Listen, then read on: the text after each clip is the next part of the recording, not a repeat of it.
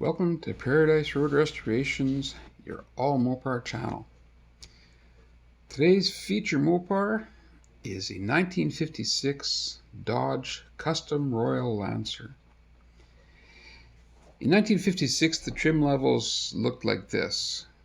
Coronet was your base car, Royal was your next step above, and Custom Royal was your top of the line trim.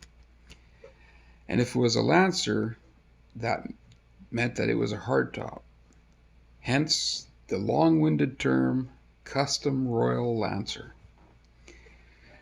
This car is equipped with a 2-barrel 303 Poly and has the 2-speed Powerflight transmission.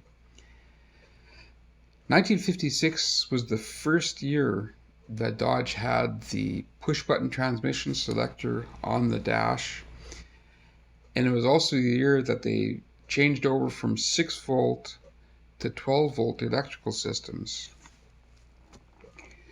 This car is built as a nice cruiser, and that's the way most people look at 1950s cars. But did you know that the 56 Dodge was also a strong street car and very competitive in racing? Dodge built a package called the D500, and under the hood was a 315 cubic inch Hemi engine with a single 4-barrel and 260 horsepower. Now this car, along with the Plymouth Fury and the Chrysler 300B, showed that Mopar was serious about performance even back then. I'd like you to consider this quote from Jim Wangers, who was the Pontiac marketing genius, well known for his association with the GTO.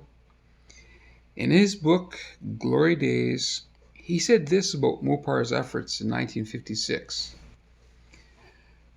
The most interesting thing about each of these cars was that, taking horsepower and weight into consideration, Chrysler was actually marketing the first true muscle cars about 10 years ahead of their time.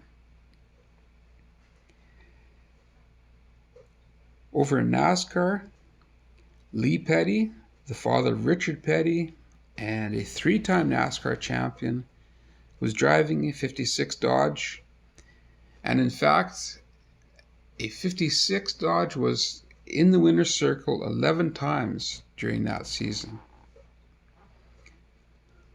Over in the NHRA, Arnie the Farmer Beswick, who later became a well-known racer in the 60s driving Pontiacs, he was campaigning a 56 Dodge, and he had an interesting quote. This was the year Chevy introduced its 265 4-barrel power pack and thought it had the baddest of the bad, until it looked at the taillights of my Dodge too many times.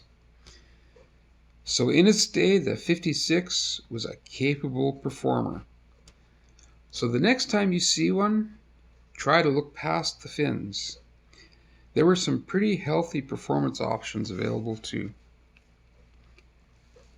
I hope you enjoyed looking over this 56 and learning a little bit about the 56 Dodge performance history. Thanks for watching. Please click like and subscribe, and come back for more great Mopar features.